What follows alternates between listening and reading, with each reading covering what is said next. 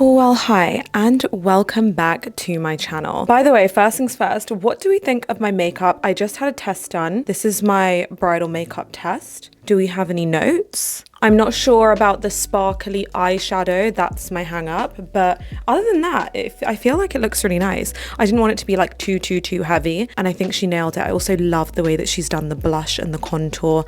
If you're new here, I bet you're wondering how you've stumbled across a how to nail your single girl era video, and the first thing I'm talking about is bridal makeup. Yes, I am married. Technically married, yes, I did get legally and religiously married at the beginning of the year. However, I have like my celebration in the summer, just for context, in case you didn't know that. So the point is, yes, I am married now, but when I tell you my single era, and I do not say this lightly, was the most important period of my life, I'm not being dramatic, it really was. My single era shaped me into the person that I am today.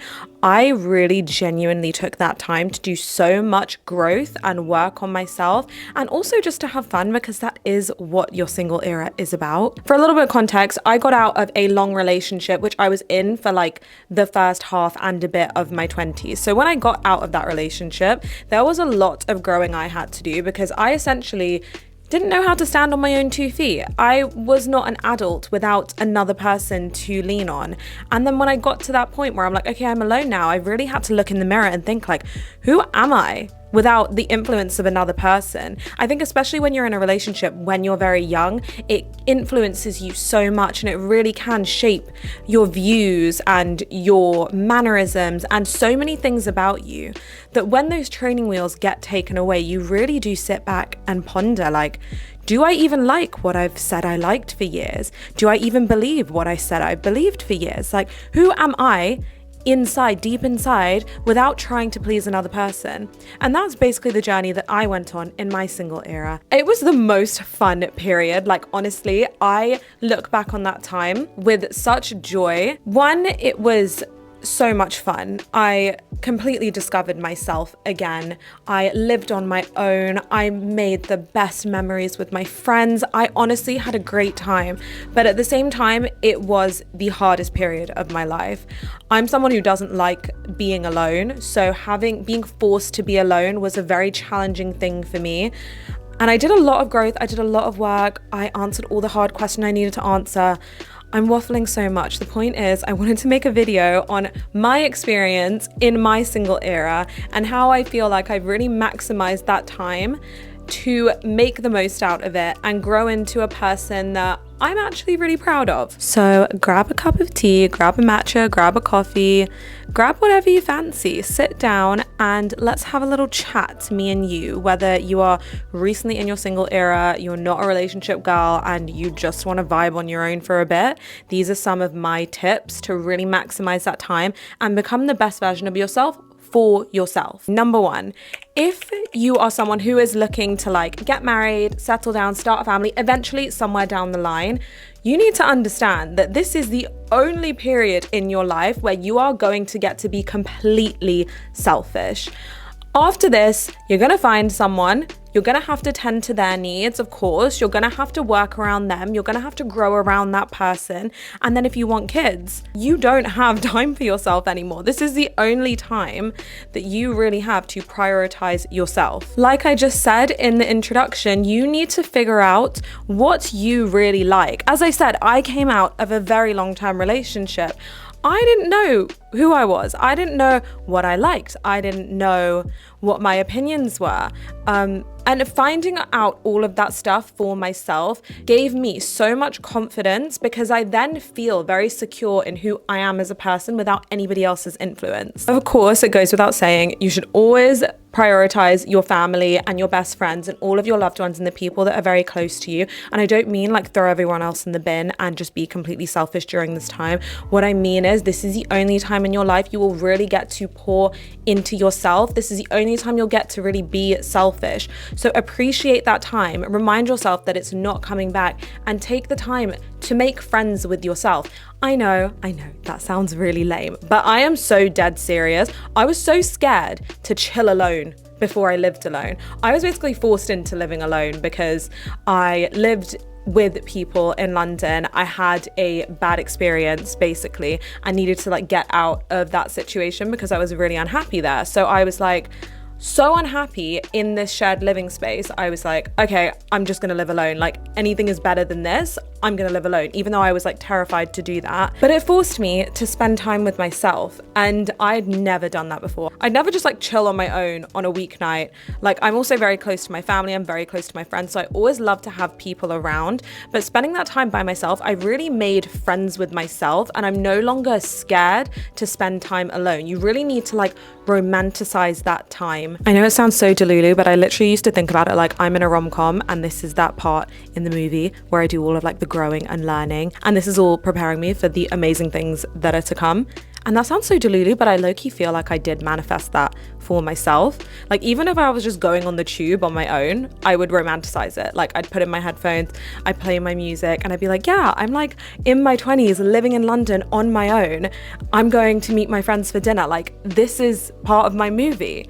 And I know that sounds cheesy, but you can find magic in like those small things and in those periods of your life which you might feel are a little bit more difficult if you romanticize them and think of it like this is part of the journey and this is all happening for a reason to get me to where I need to be. Okay, number 2, get clear on your goals. I suppose this kind of ties into number 1 because my point here is that in every aspect of your life, whether that's your friendships, your relationships, your career, you can genuinely take this time to get very clear on your goals and what you really want out of life.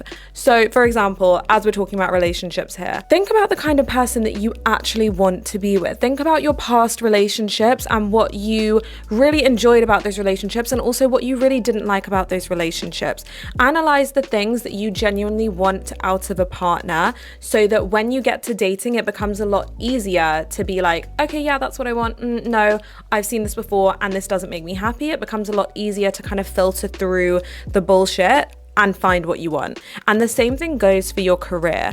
Listen, I laser focused on my career during this time. I know I've talked in previous videos about how important balance is, and that is absolutely true, but I will repeat at the same time, this is the only time in your life that you will truly get to be selfish. Think about this as you season, like you are trying to become the best version of yourself in every aspect. Like focus on your career, focus on your goals, literally write out your goals in every aspect of your life. You can even write them down if you want to and categorize them, but becoming very clear on your goals and what you really want out of life creates a very strong sense of self, which is the foundation for any healthy relationship. On to the next one. Listen to me very carefully.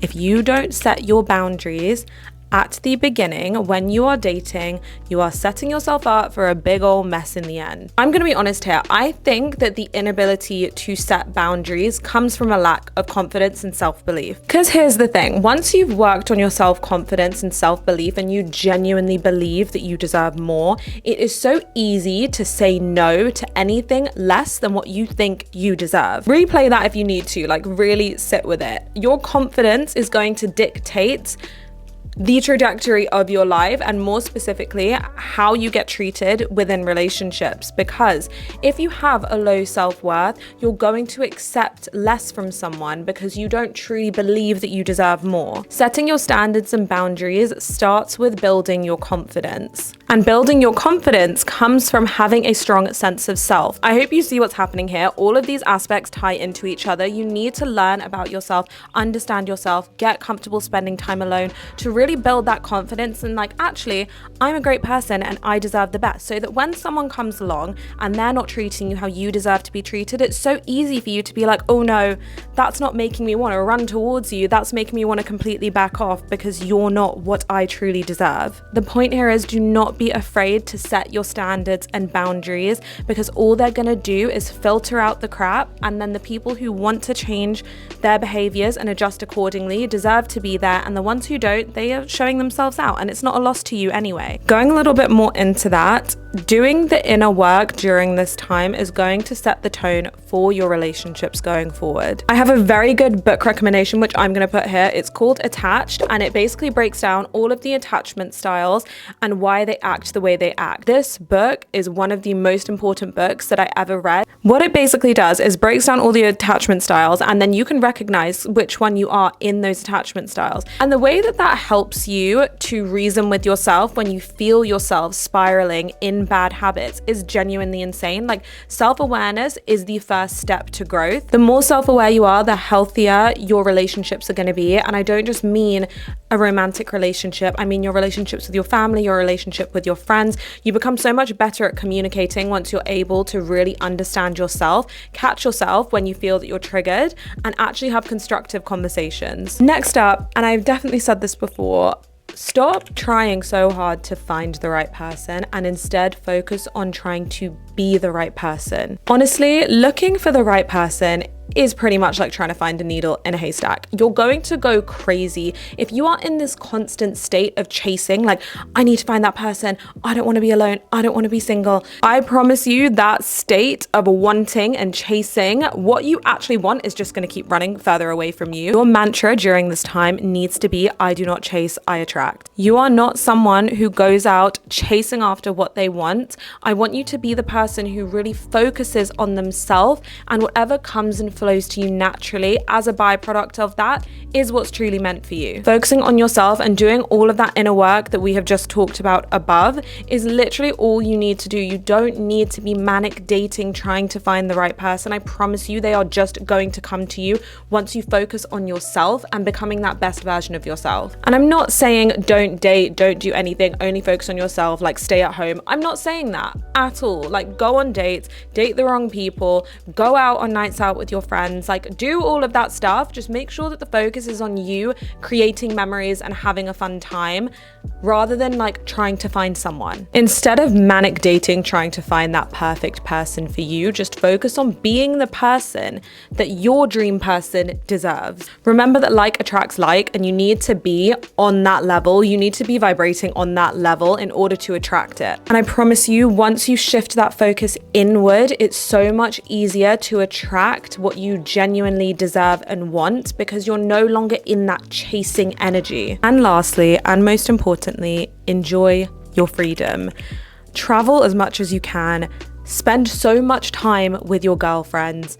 Laugh, read, learn about yourself, cry, make mistakes, date the wrong people. I promise you, you are going to regret it if you try and rush this chapter that you are never going to get back. You need to get to a point where you've created a life so full that anything extra that comes along is just a plus. And honestly, if I was listening to this at that point in my life, I may have been a bit annoyed at the things that I'm saying, because like, oh yeah, it's easy for you to say, it's easy for you to say now that you found that. But I promise you, if you just focus on yourself during this time and focus on having the best time and making this the most colorful time of your life, the right things will flow to you. If you're single right now and you love life, amazing, I'm proud of you, have the best time. If you're not loving it and you're feeling a bit like you're behind, you're feeling that pressure that you need to find someone and you need to settle down, listen to me, you are not behind. I promise you, things are unfolding in the exact timeline they are meant to unfold in, and it will all make sense in the end. In conclusion, this season is all about you. Focus on becoming a version of yourself that you love first, rather than trying to become someone that someone else is gonna love. In essence, the only way to really nail your single girl era is to pour